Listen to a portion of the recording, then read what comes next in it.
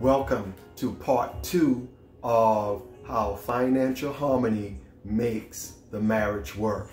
I'm Jacob. And I'm LaShawn. And together, this is Marriage Talk with Jacob and LaShawn. So last week we started the conversation on how financial harmony makes the marriage work. Yes. And we use as a definition for harmony, we use the word consistent, we use the word orderly, pleasing arrangement of parts. And we talked about how harmony and budgeting is two different things. Harmony, we need harmony in our finances and our marriage all together, so we can be flowing in the same direction, we can be on the same page. You know, I don't need my agenda when it comes to my finances. You have your agenda when it comes to your finances. But we are, you know, flowing together. And that's what harmony is talking about. And so we want to start off today. We did some research, and this reading you going to be talking on it was taken from the Forum for Family and Consumer Issues. Yes. So they talk a little bit about finances, and I'm just doing some research. It says that couples in successful marriages have mastered the skill of financial harmony in their relationships. Marriage commitment and healthy communications are maintained when couples have set guidelines and boundaries for their financial decisions. Understanding the value that each partner places on money and respecting that both partners will have equal rights and responsibilities with the control of the finances will strengthen the marriage bond. And again, that's really good. And we actually found that from the Forum for Family and Consumer Issues. And then we got here, so it's so much good meat in what you just read just now. But we got a couple of questions we want to address that's actually based upon, you know, what you just read just now. With the first one being, what are some of our guidelines and boundaries for financial decision? What are some of the guidelines and boundaries for financial decision? And I know with us, some of the guidelines are we don't have like no hidden agenda when it comes to, you know, finances. We don't have like, we don't hide money from one another. We have never done that. You know, where we hide money, like sometimes you may, you know, just take a little bit out there and put it there, take a little bit out this way and put it. We have never done that. Another one of the guidelines that I thought about when I read that is we know exactly what each other makes on our job. When we get a raise, when we get a bonus, we don't hide that, and that's my little secret, you know, keep for myself. One good example is like my job gives bonuses regularly, so but it's always through electronic, so it comes through like, you know, I get a regular paycheck. But with your job, they don't give bonuses as regular. But when they do give it to you, it's always a hard copy check. So you could, in essence, keep that from me, and I would never know. But you know, we don't operate like that with each other. That's one of those guidelines. So the guideline is, you know, you let me know. You always say, hey, this is, you know, we got a bonus, because most of the time you get a bonus with your job. It's kind of like, you know, y'all don't even know y'all get it. With ours is done on a quarterly basis, so, you know, particularly we know when mines are going to come through, you know, but you don't ever hide it. You know, you're always upfront and open, and it goes to the bank. It goes in our bank account, and, you know, nobody's hiding anything. You know, our guidelines and our boundaries are that, you know, we don't go out and make big purchases, and we don't ever, you know, speak to each other about it, and, you know, or we take large amounts of monies out of the bank account without first having a discussion and why we're doing it. I mean, because even if it's just a clothes garment, you might I might see a pair of shoes I like, you may see a pair of shoes you like. Even with something that's that small, we're going to still discuss it. We're going to still, you know, reveal it and say, hey, this is what I want to do. Yeah, and then a lot of times, like, you know, we'll do something, like you go out and you be like, I went out today, I got me a couple of pieces of clothes. Okay. Like, because I know you're not going to take our whole bank account and go buy clothing. And besides that, we have guidelines and boundaries where we pretty much know we have a budget. All of our expenses are taken care of. We have money that we use from 1 week to the next until we get paid again. So we basically know that, you know, we have some free funds to do something with. So we just kind of go ahead and do it. But I know you're not going to take $500 and go out and buy something. I mean, it's ridiculous. But if you go out, I go randomly, I go pick up stuff on my seat. And, you know, most of the time you already know that I did it because you be like, you've been to Ross today? That's right. And I'm like, yep. And, you know, we're like, okay, but you know I'm not going to go overboard because I respect the fact that, you know, we still have a budget, you know, and it wouldn't be fair for me to go in there and spend up all the money and then be like, well, I don't care. I mean, we have, you know, we respect each other in that you know, aspect where we have our guidelines for our money, and it's never been a head bump about anything because we pretty much, we know the boundaries and we know. We're pretty much open. We have always been open and honest when it comes to, you know, our finances.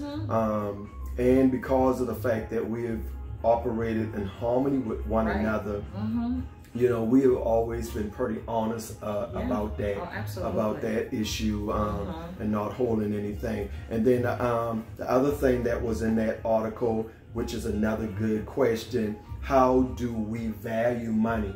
Well, of course, you know, you always hear me say that money is just a means of exchange.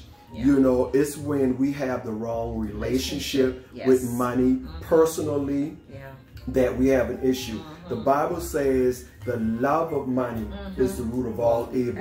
It does not say that money is the root of all evil. It says the love of money. When you have the wrong relationship with money, then you're going to get in trouble. You know, that's when there is going to be a strain on the relationship because I have the wrong, you know, relationship with money. You know, we exchange money for our skills on our job. We exchange money, you know, for services electricity, you know, like for our sales service, you know, mortgage, leasing. You know, it's just a means of exchange, you know. And so when we put money in its proper place and in the proper perspective, you know, it helps us to always operate in harmony and not, you know, take it in an area where it should not be. And then, I mean, you know, and so the value, you can always find the value of money with people in their relationships when, you know, you take your money and you like, this is my money and I want to get this and I want to do this and I don't want you to have it. I want you to tell me what to do. And, you know, we fall out over, you know, because money is a matter of the heart. We fall out over $50 or $17 or, you know, I mean, people like fall out over money, and it's because their value, they don't value the person and the relationship as much as they value the money. They don't understand that it's just a means of exchange. And I'm not going to let a couple of dollars come between us. Now, we might have to have a discussion if it went overboard somewhere, but then we shouldn't fall out, you know, over money. But then you have to check the matter of the heart, because now, you know, like I said before when we talked on last week, you know, if your loved one is ill and they're going through some things, and then the only thing you could be thinking about now is money, or she's sick or he's sick, and now how we gonna pay our bills. I know that's a discussion to be had, but my gosh, you know, that should not take your mind off of nourishing and comforting. And the most important thing is the relationship, because you're so concerned about the money. And I understand people don't know how to handle some of those things, and that's something totally different. But you have some people, you know, they in a relationship, but they don't want their wife or husband to know how much they make. They don't want them touching their money. I mean, they're like selfish to the point where it's awful because all you think about is the money. And I'm like, please, you probably ain't got that much money to start with. Right. So it's like, why you fighting over it and why you acting like, way. You know, I don't want her to know. Over some material item. Right. I'm making $1,500 a month. Really, if you put it together, y'all might be able to do something more with it. Right. But, you can accomplish you know, so, you know, the value of money, people have to definitely have. If that's all y'all having a discussion on is money all the time, then y'all need to sit back and revisit that, because there's really some issues that need to be addressed. Well, I don't trust them. Well, then see, that goes back to some other issues as well. The next point that we had is the partner who makes the biggest salary does not have the right to dictate decisions concerning the finances. That is like the partner who makes the biggest salary does not have the right to dictate decisions concerning the finances. That right there is totally like a no-no. Because we need to make decisions together. Absolutely. We need to, that's why it's so important that we have harmony. You know, as a team, everybody plays his part, and this is your part, this is my part, but together we make it work. But if I'm dictating, or I want to dictate, you know, the decisions because, hey, I'm the man, I make the most money, hey, I'm the woman, I make the most money, then it's going to bring some unbalance, you know. And I even was transparent on our first video from last week that for years you've been, until now, you have been making more money than me, but we never have operated like that because we always put everything together and we manage one part, you know, and it works, you know, it works so good, you know, and it helps everyone to understand that both of us are important in the relationship. Both of us are important on making our goals a success. You know, it's not that I'm giving more than you or you giving more than me, because you might be giving more in finances, but I might be giving a little bit more in another area.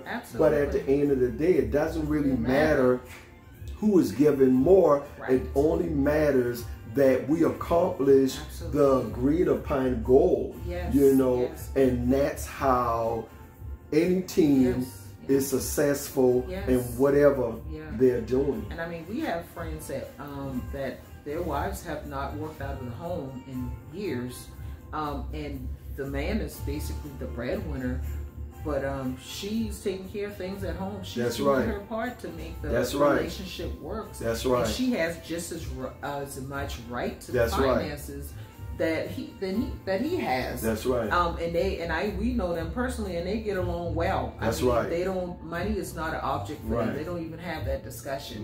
Because that's his wife, and she's doing her part, and he's her husband, and they agreed that she would stay home and handle the children. He would go out and he would do the working, and and she has all the rights to the money. They make it work. You know, and so it can be done. And our next. You got some principles to practice. We want to practice. Just a few that we know, and we got some more than this right here. But we only got to share 4 of them with you. And the first one we have is you got to make sure that you communicate when it comes to the money. Communicate. That is can't always say that enough. It's just always the biggest issue. Communication or lack thereof. Communication. You know.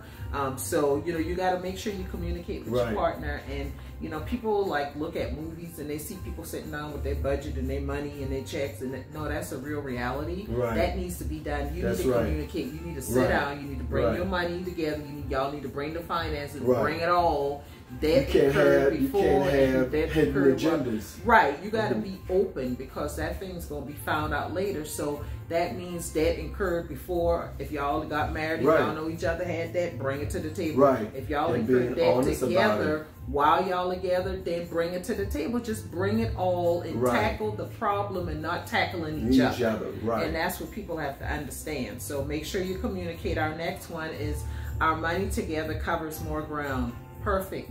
Just like I said, bring the money, you know, together, cover the grounds, put together a plan, a budget, and you know what? Hey, your student loan, my student loan, your car, my car, whatever we got. Right. Let's bring it together. Let's start from the bottom. Let's hit the smallest one first. Let's work up. Not you over there trying to pay, you know, some bills you got. I'm over here. You know, we acting like roommates. Right. I mean, really, if that's the case, then just it's almost like it's better. Two heads are better than one. Yes. So we cover way more ground together, and we found that out that we could cover more ground. The next one is create a shared vision for our money. Create a shared vision. So we need to know where the money is going, what are we going to do, you know, with the money, because it's going to benefit both of us. But it's very important that we be on one accord with it. So we need a shared vision. And then the third one is well, so just kind of like hit back on the creating a shared vision. And so when people say, well, how do you do that? Like, I'll just give you like a prime example. You know, our shared vision is that we're getting ready to purchase another home. So, you know, that's a shared vision. We already know. So we already know, according to our finances, we need to do A, B, C, D, and E. That's a vision.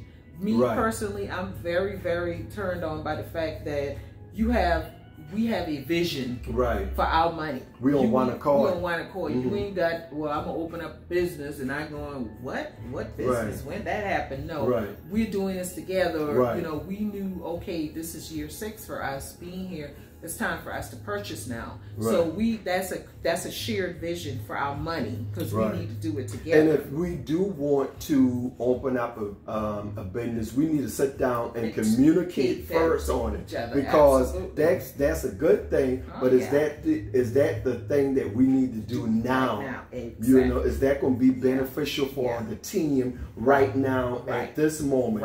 You know. And so some things are a good thing, but it might not be the season for it. So we got to make sure we go back to the first one, which is we got to communicate. And our last one is keep an open book policy all the time. We have that. We're very open. Our finances are very open between the both of us. You have debit cards for every account. I have the same. I know how much money is in your 401. I know how much is in mine. We know exactly how much money is there. Is open. And we know what each other make. I know what your salary is on your job. You know what my salary is. If we get a raise, you know when I got it, how much it was. Vice versa. And when it's effective. And when it's effective. If it's a bonus, it's the same thing. Keep an open door. Don't all those hidden agendas, especially when it comes to the money, because money is a matter of the heart, and it could be a deal breaker when it comes to relationships. So I gotta make sure that, you know, I'm being honest with you, and you gotta make sure that you're being honest with me. You know, and so we want to wrap that lesson up, which is so much more, and we, you know, encourage you guys to go online, and especially when it comes to the finances. But we want to start a conversation on next week about the sacred bedroom. You know, very big again in marriage relationships. You know, that because, you know, when it comes to, you know, couples and you know, and we first meet, it's almost like we can't keep our hands off of each other. And then as time goes on, if we're not careful, we start taking each other for granted, you know. And, you know, when that happens, you know, say that again. We have issues. So until next week, thank you guys for tuning in again. Thank you. And you guys just be blessed.